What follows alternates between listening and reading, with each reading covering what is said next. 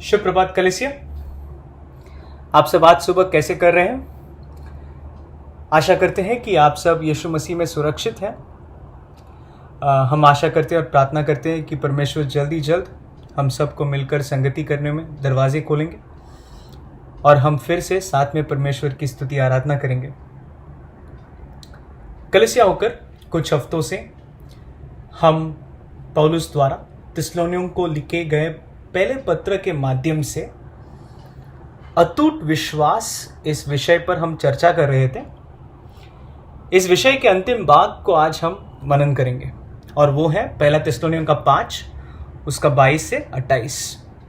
मैं आपके लिए पढ़ता हूँ। सब प्रकार की बुराई से बचे रहो, शांति का परमेश्वर आप ही तुम्हें पूरी रीति से पवित्र करे और तुम्हारी आत्मा और प्राण और देह हमारे प्रभु यीशु मसीह के आने तक पूरे पूरे और निर्दोष सुरक्षित रहे। तुम्हारा बुलाने वाला सच्चा है और वह ऐसा ही करेगा। हे भाइयों, हमारे लिए प्रार्थना करो। सब भाइयों को पवित्र चुम्बन से नमस्कार करो। मैं तुम्हें प्रभु की शपथ देता हूं कि यह पत्री सब भाइयों को पढ़कर सुनाई जाए। हमारे प्रभु यीशु मसीह का अनुग्रह तुम पर होता रहे। आइए हम प्रार्थना करें। परमेश्वर पिता, आज आप हमसे बात करना, आपके वचन के द्वारा और पवित्र आत्मा के द्वारा हमारे दिलों में काम करना। परमेश्वर, आप जो चाहता है, आपका जो इच्छा है हमारे जीवन में, वो पूरी तरह से पूर्ण होने के लिए और संपूर्ण होने के लिए हम प्रार्थना करते हैं यीशु मसीह के पवित्र नाम से, आमीन। एक युवा लड़की की एक कहानी मैं आप सबको बताना चाहता हूं। इस लड़की ने यीशु मसीह को अपने उद्धारकर्ता के रूप में स्वीकार किया और एक मंडली में सदस्यता के लिए आवेदन किया। उस मंडली का एक बुजुर्ग सेवक ने उसके साथ कुछ पूछताछ की। क्या आप यीशु मसीह को स्वीकार करने से पहले पापी थे? उस लड़की ने कहा, हाँ जी। फिर सेवक ने पूछा, क्या आप अब भी पापी हैं यीशु मसीह को स्वीकार करने के बाद? उस लड़की ने जवाब दिया, सच कहूं तो मुझे कभी कभी लगता है कि मैं पहले से भी बड़ी पापी हूं। फिर सेवक ने पूछा, तो सच में क्या बदलाव अनुभव किया आपने उद्धार के बाद? उस लड़की ने कहा, मैं आपको कैसे समझाऊं, ये मुझे नहीं पता, लेकिन मैं ये जानती हूं कि उद्धार के पहले मैं एक पापी थी जो पाप की ओर दौड़ती थी, लेकिन उद्धार के बाद मैं एक पापी हूं जो पाप से दूर भागती हूं। उस लड़की को उस मंडली के संगति में स्वीकार किया गया और उसने अपनी सुसंगत जीवन और अच्छा चरित्र और अटूट विश्वास से साबित किया कि वो वास्तव में परिवर्तित हुई थी। मेरे प्रिय, मैं आज सुबह आप सबसे विनती करता हूं कि आप इस घटन के बारे में सोचें जो उस लड़की ने कहा। उद्धार के पहले मैं पाप की ओर दौड़ने वाली पापी थी, लेकिन उद्धार के बाद मैं एक पापी हूं जो पाप से दूर भागती हूं। भाई और बहनों, यह है हमारा बुलाहट। परमेश्वर ने हमें इसलिए बुलाया है कि हम पवित्र बने और उनके पुत्र यीशु मसीह की तरह बने। भले ही हमारे दिलों में पाप का पुराना स्वभाव अब भी सक्रिय है। पहला थिस्सलुनीयों का 4:3 यह स्पष्ट रूप से कहता है, परमेश्वर की इच्छा यह है कि तुम पवित्र बनो। लेकिन आप और मैं जानते हैं कि हम टूटे हुए शीशों के बीच में रहते हैं और चलते हैं। हमारे खुद के पाप को अगर हम देखेंगे और हमारे आसपास के लोगों के पाप को अगर हम देखेंगे तो हम जरूर महसूस करते हैं कि पवित्रीकरण या पवित्र बनना काफी कठिन और धीमा है और बहुत अधिक डिमांडिंग है।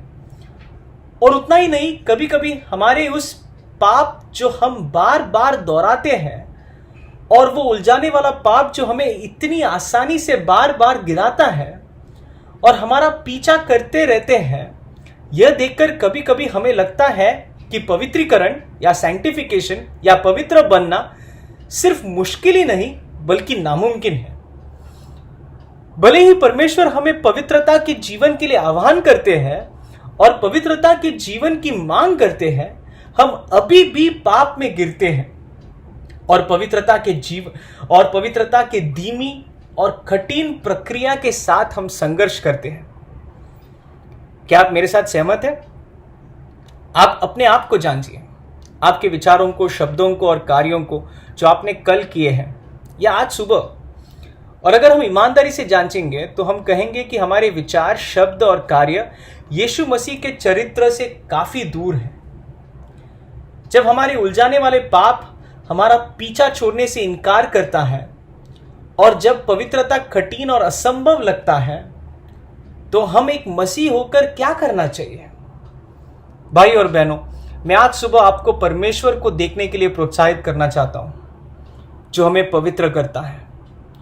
और ये हम आज के इस पद से मनन करेंगे, पहला थिस्सलुनीकियों का 5 उसका 22 से 28। मैं अपने उपदेश को शीर्षक देना चाहूंगा, जब पवित्रीकरण या पवित्र बनना असंभव लगता है। मैं फिर दोहराता हूं, जब पवित्रीकरण या पवित्र बनना असंभव लगता है। अंग्रेजी में ऐसा हम बोलते हैं, when sanctification seems impossible। और मैं प्रार्थना करता हूं कि आप इन 3 बिंदुओं को याद करेंगे जब आपको लगता है कि पवित्रीकरण या सैंक्टिफिकेशन या पवित्र बनना बिल्कुल मुश्किल और नामुमकिन है। आप ये 3 बिंदुओं को याद करना। पहला, पाप के खिलाफ अपने लड़ाई मत छोड़ो। पाप के खिलाफ अपने लड़ाई मत छोड़ो। दूसरा, याद रखे कोई आपके लिए प्रार्थना कर रहा है। याद रखे कोई आपके लिए प्रार्थना कर रहा है। और तीसरा, याद रखे कि परमेश्वर ने जो वादा किया है उसे पूरा करने के लिए वो सच्चा है या विश्वास योग्य है। पहला, पाप के खिलाफ अपने लड़ाई मत छोड़ो। 23वां वचन में पौलुस कहता है कि परमेश्वर हमें पवित्र करता है और हमें सिद्ध करता है, लेकिन उसके बिल्कुल पहले वचन में 22वां वचन में पौलुस थिस्सलुनीकियों को आदेश देता है, सब प्रकार की बुराई से बचे रहो। यह किस तरह का आदेश है? पौलुस बस कुछ ही क्षणों में 23वां वचन में मसीह जीवन का एक अद्भुत सत्य के बारे में हमें सिखाना चाहता है कि परमेश्वर है जो आपको पवित्र करता है और यीशु मसीह आने तक आपको निर्दोष रखने में विश्वास योग्य है। लेकिन इससे पहले कि आप और मैं ये सोच के बैठ जाए कि क्योंकि परमेश्वर मुझे पवित्र करता है, पवित्र होने में मेरा कोई हिस्सा या जिम्मेदारी नहीं है, इससे पहले कि हम ये सोचे, पौलुस कहता है कि सब प्रकार की बुराई से बचे रहो। भाई और बहनों, अगर परमेश्वर की संप्रभुता और विश्वस्तता के बारे में जो हमारा दृष्टिकोण है, अगर ये दृष्टिकोण हमें पाप और आलस के जीवन शैली में ले जाता है, तो हम अभी तक परमेश्वर के पवित्रीकरण के तरीकों को ठीक से समझ नहीं पाए हैं। हम में से बहुत से लोग पाप के खिलाफ जो लड़ाई है उसमें हम बहुत जल्द उम्मीद खो देते हैं, और हम में से कई लोग अपने हथियार को यह सोचकर छोड़ देते हैं कि मेरे पाप के खिलाफ लड़ाई करने से कोई मतलब नहीं है। और ऐसा क्यों? क्योंकि हमें लगता है कि पाप के खिलाफ लड़ना बेमतलब का है। पहला कारण यह हो सकता है कि हमें लगता है कि अगर परमेश्वर हमें पवित्र करता है तो हमें बिल्कुल कुछ करने की जरूरत नहीं है। और दूसरा कारण यह हो सकता है कि भाई, मैंने अपने पाप से लड़ने के लिए बहुत कोशिश और संघर्ष किया है, लेकिन मैं अभी भी इस पर जय नहीं पाया हूं। मुझे लगता है कि मैं अब और नहीं लड़ सकता। मुझे लगता है कि मैं इस दुर्बलता के साथ पैदा हुआ हूं। मैं अपने पाप के साथ दोस्ती करता हूं और इसे अपनी कमजोरी मानकर आगे चलता हूं। मैं जैसा हूं मैं वैसा ही हूं, मैं बदल नहीं सकता। मेरे प्रियो, ऐसे विचार ने कई लोगों को यह सोचने के लिए प्रेरित किया है कि पवित्रता बस असंभव है, और अगर मैं पवित्रता के लिए प्रयास करूंगा तो मैं अपना उद्धार का आश्वासन खो बैठूंगा, क्योंकि मैं हमेशा अपने फेलियर्स और अपने पापों को देखूंगा और संदेह करूंगा कि अपने उद्धार के बारे में संदेह करूंगा और मुझे आश्वासन नहीं मिलेगा। और आज उसकी वजह से अधिक कलीसिया और अधिक से अधिक मसीही लोग और यहां तक कि हम खुद हमारे जीवन में पवित्रता को सीमित कर रहे हैं और कम समझ रहे हैं, और पवित्रता की जरूरी को हम बहुत कम किया है और उस पर पानी डाल रहे हैं। क्यों? क्योंकि हमें संदेह है कि पूर्ण पवित्रीकरण या पूरी तरह से पवित्र होना या पूरी तरह से शुद्ध होना, हमें संदेह है कि यह संभव है या नहीं।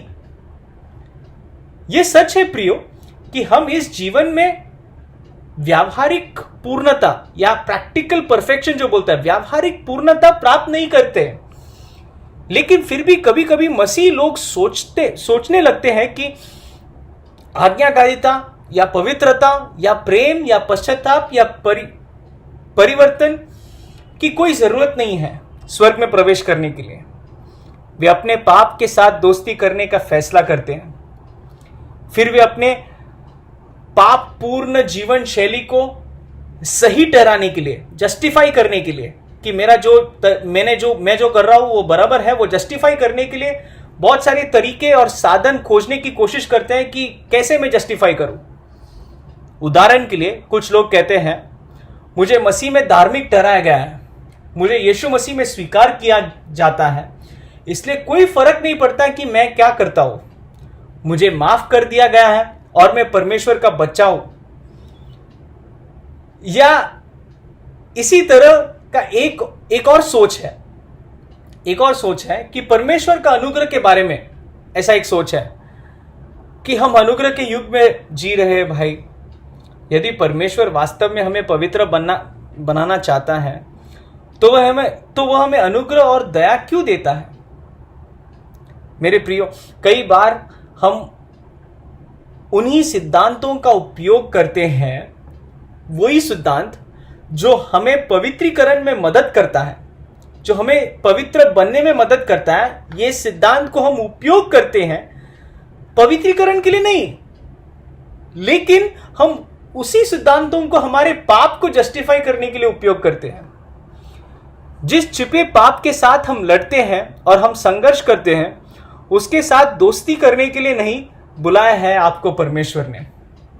परमेश्वर हमको अनुग्रह देता है सिर्फ हमारे पापों को क्षमा करने के लिए नहीं, बल्कि हमारे पाप के ऊपर जय पाने के लिए और उसको काबू में करने के लिए भी अनुग्रह देता है। यहां तक कि परमेश्वर ने हमको यीशु मसीह में धार्मिक ठहराया है ताकि हम उस सिद्धता की नींव पर अटल रहे और पवित्रीकरण या पवित्र बनने का जीवन शैली उस धार्मिक ठहराए जाने के नींव के ऊपर बनाए। इसलिए मेरे प्रिय भाई बहनों, हम ये मत सोचना कि हमारा धर्मी ठहराना और हमारा जो इस अनुग्रह में रहना हमारे पाप को जस्टिफाई करने के लिए नहीं, लेकिन हमें और पवित्र बनने के लिए, यीशु मसीह के स्वरूप में अंश होकर बदलने के लिए ये हम उपयोग करें। और इसलिए पौलुस कहता है ये जो वचन में, थिस्सलुनीकियों का वचन में, कि सब प्रकार की बुराई से बचे रहो, अपने हथियार को नीचे ना डाले, अपने निरंतर असफलताओं से पीछे ना हटे और यह ना सोचे कि पाप के खिलाफ इस लड़ाई को लड़ने का हमारा कोई मतलब नहीं है।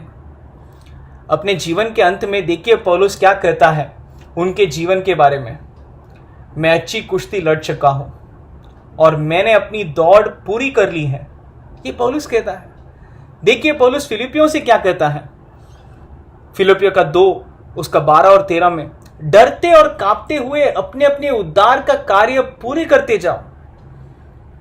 पौलुस पहला कोरिन्थियों का 9 उसका 26 और 27 में कोरिन्थियों को लिखता है, इसलिए मैं तो इसी रीति से दौड़ता हूं, परंतु बेटिकाने नहीं, मैं भी इसी रीति से मुक्कों से लड़ता हूं, परंतु उसकी नहीं जो हवा पीटता हुआ लड़ता है, परंतु मैं अपनी देह को मारता कूटता और वश में लाता हूं, ऐसा ना हो कि औरों को प्रचार करके मैं आप ही किसी रीति से निकम्मा ठहरूं। क्या आपको यह सब वचन सुनकर यह लगता है कि पौलुस चिल कर रहा है या आराम कर रहा है? मेरे प्रियो, यह मत भूलो, परमेश्वर हमें पवित्र करने का एक माध्यम हमारे खुद के लड़ाई द्वारा हमारे खुद के लड़ाई द्वारा है, जो हम लड़ते हैं पाप के विरुद्ध, और उसके द्वारा परमेश्वर हमें पवित्र करता है। क्योंकि परमेश्वर ही है जिसने अपनी सुइच्छा निमित्त तुम्हारे मन में इच्छा और काम दोनों बातों के करने का प्रभाव डाला है। फिलिपियों का 2:13। परमेश्वर हमारे जीवन में और हमारे हृदय में काम करता है। तुम्हारे दिल में परमेश्वर काम करता है ताकि हम डरते और कांपते हुए उद्धार का कार्य पूरे करते जाओ। मेरे प्रिय भाई बहनों, अगर हमारे पवित्रकरण का वर्षन में हम जो सोचते हैं पवित्रीकरण, या हम जो सोचते हैं जो सैंक्टिफिकेशन का जो वर्षन है हमारे दिल में और हमारे दिमाग में, अगर वो वर्षन में पवित्रता के लिए संघर्ष, उसके बारे में अगर कुछ नहीं है कि हम पवित्रता के लिए संघर्ष करें, तो शायद हम बाइबल जो बोलता है वो पवित्रीकरण का बात नहीं कर रहे हैं। इब्रानियों का 12:14 यूं कहता है, सबसे मेल मिलाप रखें और उस पवित्रता के खोजी हो जिसके बिना कोई प्रभु को कदापि न देखेगा। तो मैं क्या कहना चाह रहा हूं? मैं अभी तक आपको बोलना चाह रहा हूं कि जब पवित्रता असंभव लगे या जब पवित्रीकरण आपको असंभव लगे, तो ये मत करना। पहला चीज जो मैं बोलना चाह रहा हूं कि पाप के खिलाफ अपने लड़ाई को मत छोड़ो। लेकिन ये कैसा एक एनकरेजमेंट है आपने जो बोला अभी तक? मैं क्या बोलना चाह रहा हूं? मेरे प्रिय, चाहे आप कितना भी असफलता का अनुभव क्यों ना करें और चाहे कितना भी पवित्र बनने का प्रोसेस मुश्किल और असंभव लगे, पाप के खिलाफ अपने लड़ाई को मत छोड़ो। ये मैं बोलना चाह रहा हूं। मेरा बेटा जो एलनेतन है, अपने दम पर खुद से खड़ा होने के लिए सीख रहा है। 8 महीना हो गया उनका। उसे ऐसा करते हुए देखना बहुत सुंदर है। वह खड़े होने का प्रयास करता है, हमारे पैरों को, हाथों को, कानों को, नाक को पकड़कर खड़ा हो जाता है और फिर अपने हाथों को वो छोड़ता है। हमको पकड़कर वो खड़ा होता है, फिर उसके हाथों को वो छोड़ देता है और फिर अपने पैरों पर खुद को बैलेंस करता है। उसके चेहरे पे एक डर होता है जब वो बैलेंस बनाए रखने में संघर्ष करता है, लेकिन उसी वक्त उसके चेहरे पे एक चमक और आनंद होता है क्योंकि उसे लगता है कि वो खुद से अब खड़ा रह सकता है। पहले पहले वो कुछ सेकेंड्स के लिए खड़ा रहते थे, लेकिन अब करीब करीब 1-2 मिनट तक संतुलन बनाए रखता है। फिर उसके बाद क्या होता है? वो गिर जाता है। फिर उसका संघर्ष वापस शुरू, वापस हमको पकड़ के खड़ा रहने की कोशिश, फिर गिरना, फिर उठना, फिर गिरना, फिर उठना। कितने बार? एक दिन में वो करीब करीब 200 से 500 बार करता है। वो एक दिन में वो जानता है कि वो गिरेगा, लेकिन फिर भी संघर्ष करता है खड़ा रहने, क्योंकि एक दिन आएगा जब वो बिना गिरे खड़ा रहेगा। मेरे प्रिय भाई बहनों, पवित्रीकरण ऐसा ही है। तुम अपने आशा को खो मत बैठना जब तुम गिर जाए और फेल हो जाए, जब तुम पाप कर बैठे। नहीं नहीं नहीं, बिल्कुल नहीं। एक दिन तुम और मैं सिद्ध बनेगा यीशु मसीह के समान। इसलिए तुम हमें अपने हथियार को मत छोड़ना, तुम अपनी आशा मत खो बैठना पाप के साथ इस संघर्ष में, क्योंकि पवित्रीकरण धीमा है, कठिन है और दर्द लाता है। लेकिन एक ऐसा दिन आएगा जब कोई पाप नहीं होगा जिसके साथ हम संघर्ष करें, कोई लड़ाई बाकी नहीं रहेगी। क्या दिन है वो दिन? वो दिन जब यीशु मसीह वापस आएगा। पहला यूहन्ना का 3 उसका 2 और 3 यूं कहता है, हे प्रियो, अभी हम परमेश्वर की संतान हैं और अब तक यह प्रकट नहीं हुआ कि हम क्या कुछ होंगे, लेकिन हम इतना जानते हैं कि जब वह प्रकट होगा तो हम भी उसके समान होंगे, क्योंकि उसको वैसा ही देखेंगे जैसा वह है। और जो कोई उस पर यह आशा रखता है वह अपने आप को वैसा ही पवित्र करता है जैसा वह पवित्र है। हालेलुया। जिसके पास वो आशा है कि मैं उसे देखूंगा, वह अपने आप को पवित्र करता है जैसे परमेश्वर पवित्र है। अपने लड़ाई को जारी रखो मेरे प्रियो, क्योंकि परमेश्वर हमें शुद्ध करता है हमारे संघर्षों के द्वारा, हमारे पाप के विरुद्ध। मैं अब मेरे अगले बिंदु पर जाना चाहता हूं, और वह है कि आपको जब लगता है कि ये पवित्रीकरण असंभव है, तब ये याद रखना कि कोई आपके लिए प्रार्थना कर रहा है।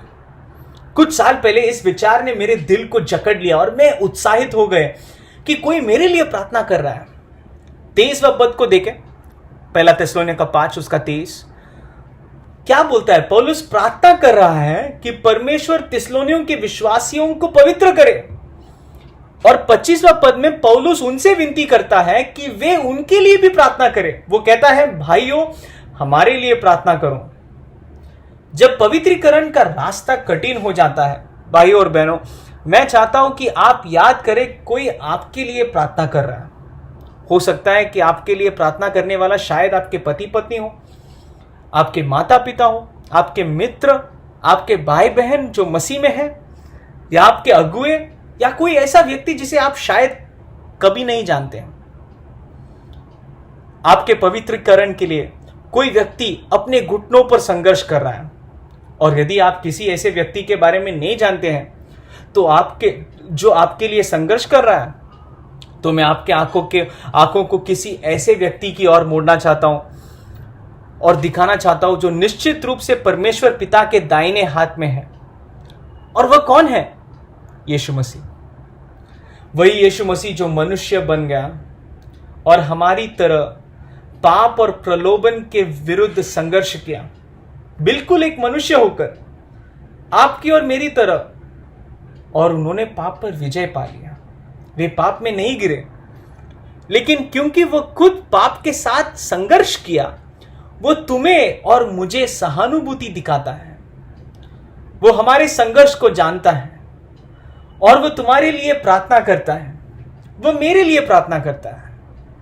जब वे इस संसार में थे तो मैं आपको उनके प्रार्थनाओं के कुछ उदाहरण को देना चाहता हूं। यूहन्ना के 17:19 में जब यीशु पिता से प्रार्थना करता है, वैसा कहता है, और उनके लिए मैं अपने आप को पवित्र करता हूं ताकि वे भी सत्य के द्वारा पवित्र किए जाएं। और 11वें पद में वो प्रार्थना करता है, हे पवित्र पिता, अपने उस नाम से जो तूने मुझे दिया है उनकी रक्षा कर, कि वे हमारी नाई एक हो। और वो वचन 15 में पिता से विनती करता है, मैं ये विनती नहीं करता कि तू उन्हें जगत से उठा ले, परंतु ये कि तू उन्हें दुष्ट से बचाए रखे। भाई और बहनों, यीशु मसीह कैसे इस संसार में अपने शिष्यों के लिए और हमारे लिए प्रार्थना कर रहा था? वह अपने आप को पवित्र किया ताकि हम भी सत्य के वचन के द्वारा पवित्र किए जाएं। उनकी विनती को अगर हम ध्यान से देखेंगे तो वह शिष्यों को सुरक्षित रखने की प्रार्थना के साथ साथ यह भी प्रार्थना की कि वे परमेश्वर और यीशु मसीह जैसा एक बने।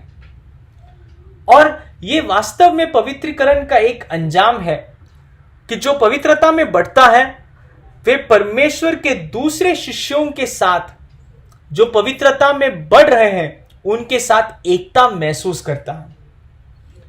पवित्रता में बढ़ने वाले शिष्यों में ही पूर्ण एकता संभव है।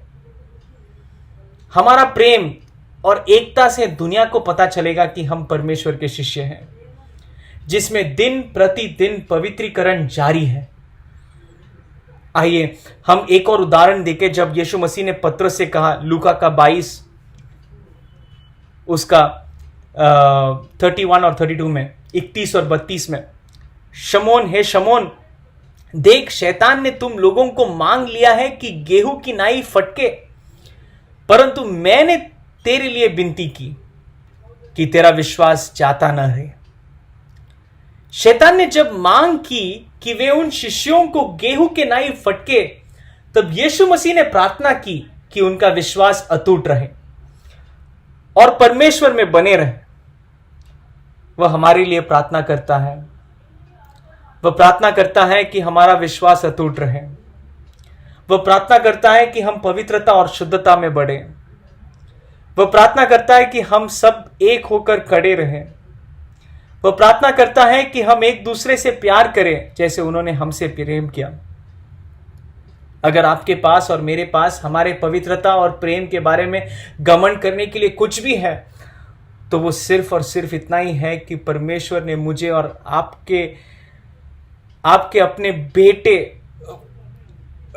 मुझे और आपको अपने बेटे के प्रार्थनाओं की वजह से, अपने पुत्र यीशु मसीह की प्रार्थनाओं की वजह से और हमारे भाई बहनों की याचनाओं के द्वारा हमें पवित्रता में बढ़ाया और हमें यीशु मसीह में सुरक्षित रखा। जब आप पवित्रता और पवित्रीकरण में संघर्ष करते हैं तो याद रखना आपके लिए कोई प्रार्थना कर रहा है। और उसी तरह मेरे प्रिय भाई बहनों, आप भी एक दूसरे के लिए प्रार्थना करना, मेरे लिए प्रार्थना करना, ताकि हमारे भाई बहन भी पवित्रीकरण के द्वारा यीशु मसीह जैसा दिन प्रतिदिन बदलते जाएं। लेकिन मैं अब मेरे अंतिम बिंदु पर जाना चाहता हूं, जिस पर हम पूरी रीति से निर्भर हो सकते हैं जब पवित्रीकरण असंभव लगता है। और ये बिंदु सबसे महत्वपूर्ण है, क्योंकि अगर ये बिंदु नहीं होते तो पहला और दूसरा बिंदु होता ही नहीं था। और वह यह है, तीसरा बिंदु, कि आप याद रखें कि परमेश्वर ने जो वादा किया है उसे पूरा करने के लिए वो सच्चा है और विश्वास योग्य है। 24वां पद में, पहला थिस्सलुनीकियों का 5, उसमें ऐसा लिखा है, तुम्हारा बुलाने वाला सच्चा है और वह ऐसा ही करेगा। मेरे प्रियो, पवित्रीकरण एक प्रक्रिया नहीं है जिसे आपने शुरू किया है, बल्कि परमेश्वर ने शुरू किया है आपके और मेरे जीवन में।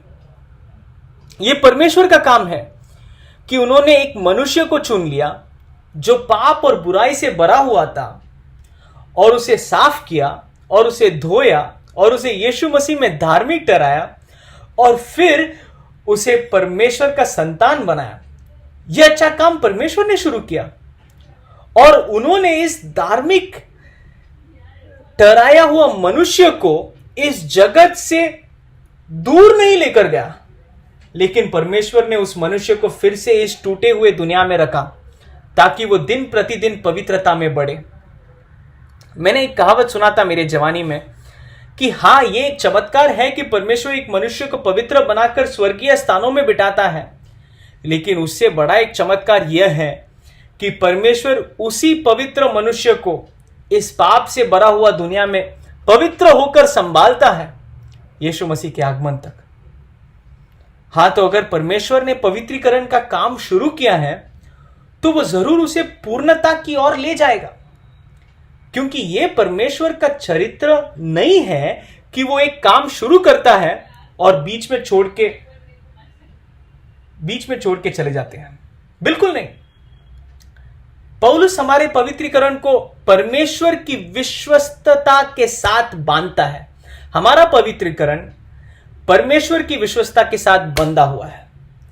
अगर परमेश्वर विश्वस्त है तो वो जरूर तुम्हें पवित्र करेगा। और अगर हम उस वचन को देखेंगे तो पौलुस कहता है कि तुम्हारा बुलाने वाला सच्चा है। वो ये बोलना चाहता है कि भाई, पवित्रीकरण के पहले परमेश्वर ने क्या किया था? परमेश्वर ने तुम्हें बुलाया। तुम्हारा बुलाने वाला सच्चा है। उसने पहले तुम्हें बुलाया, इसलिए वो विश्वास योग्य है और वो सच्चा है कि वो जरूर जो काम शुरू किया, क्योंकि उन्होंने आपको बुलाया ना, तो वो जो काम शुरू किया वो पूरा करेगा। मैं आपके लिए रोमियो का 8 उसका 29 और 30 मैं आपके लिए पढ़ना चाहता हूं, क्योंकि जिन्हें उसने पहले से जान लिया है उन्हें पहले से ठहराया भी है कि उसके पुत्र के स्वरूप में हो, ताकि वह बहुत भाइयों में पहलौठा ठहरे। फिर जिन्हें उसने पहले से ठहराया उन्हें बुलाया भी, और जिन्हें बुलाया उन्हें धर्मी भी ठहराया है, और जिन्हें धर्मी ठहराया उन्हें महिमा भी दी है। यहां पर हम चेन को देखते हैं एक चेन को देखते हैं। उस चेन में सबसे पहला आता है जानना, दूसरा पुत्र के स्वरूप में होने के लिए पहले से ठहराना। तो परमेश्वर ने हमको जाना है दुनिया की उत्पत्ति के पहले से, और फिर उन्होंने पुत्र के स्वरूप में होने के लिए हमको ठहराया, फिर उसके बाद हमको बुलाया, फिर उसके बाद हमको धर्मी ठहराया, और फिर उसके बाद महिमा में रूपांतर कर दिया। तो अगर एक व्यक्ति को परमेश्वर ने अपने पुत्र के स्वरूप में बनने के लिए ठहराया है, तो वो उसे जरूर बुलाएगा। और वो बुलाना कोई मामूली बुलाहट नहीं है, वो एक विशेष रूप से व्यक्तिगत और प्रभावशाली बुलाहट है।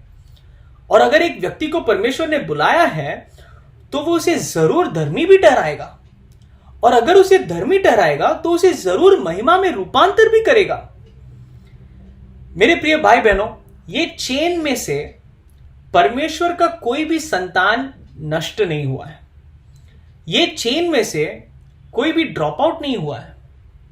इसलिए रोमियो का 8 का अंत में पौलुस पूरे विश्वास के साथ कहता है, क्योंकि मैं निश्चय जानता हूं कि ना मृत्यु, ना जीवन, ना स्वर्गदूत, ना प्रधानताएं, ना वर्तमान, ना भविष्य, ना सामर्थ, ना ऊंचाई, ना गहराई और ना कोई और सृष्टि हमें परमेश्वर के प्रेम से जो हमारे प्रभु यीशु मसीह में है अलग कर सकेगी। परमेश्वर का एक संतान को चाहे पूरा नरक और शैतान भी गिराने की कोशिश करे और उसका उद्धार छीनने की कोशिश करे, वे ना सफल होंगे, क्योंकि परमेश्वर विश्वास योग्य है। उसका प्रेम कभी नहीं बदलता। अगर उसने तुमसे प्रेम किया तो वो प्रेम अटल है, वो बदलेगा नहीं, वो कम नहीं होगा। परमेश्वर का संतान कभी भी नष्ट नहीं हो सकता। इसलिए मेरे प्रिय भाई बहनों, पौलुस ने हमारा पवित्रीकरण या हमारा पवित्र बनना और हमारा यीशु मसीह के स्वरूप में होना, इस प्रक्रिया को परमेश्वर की विश्वस्तता के साथ बांध दिया है। इसलिए भाई बहनों, हमारा उद्धार का आश्वासन पवित्रता की जरूरत को कम करने से नहीं आता है, बल्कि हमारा आश्वासन इससे आता है कि जिसने हमें पवित्र बनने के लिए ठहराया है वो विश्वास योग्य है, और वो हमें निष्कलंक होकर परमेश्वर के सामने पूरे आनंद के साथ खड़ा करेगा। हालेलुया। यह हमारा आशा है कि हमारा परमेश्वर विश्वास योग्य है।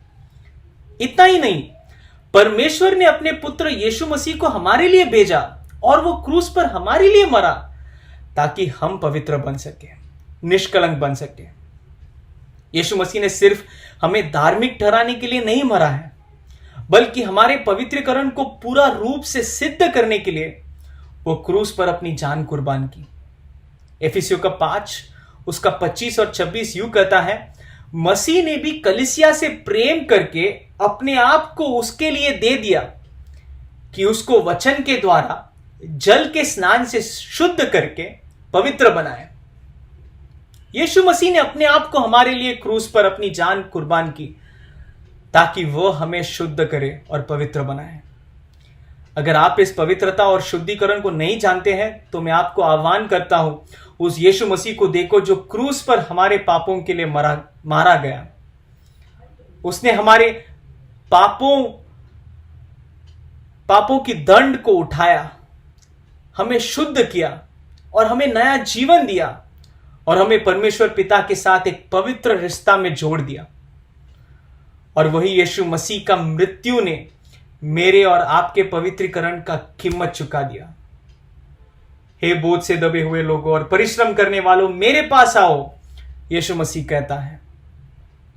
जब आपको पवित्र बनना असंभव लगता है, तो ये याद करना कि तुम्हारा पवित्र बनना परमेश्वर की विश्वस्तता से बांधा हुआ है। अगर परमेश्वर विश्वस्त न होएगा या नहीं होगा, तो हमारा पवित्रीकरण अधूरा रह जाएगा। और यह भी याद करना कि यीशु मसीह तुम्हारे लिए प्रार्थना कर रहा है, और यह याद करना कि आपका पाप के साथ कोई भी दोस्ती ना करके परमेश्वर का फौजी के नाते पाप से दूर भागना और उस संघर्ष में डटे रहना। हमारा प्रभु यीशु मसीह का अनुग्रह तुम पर हमेशा होता रहे। आमीन।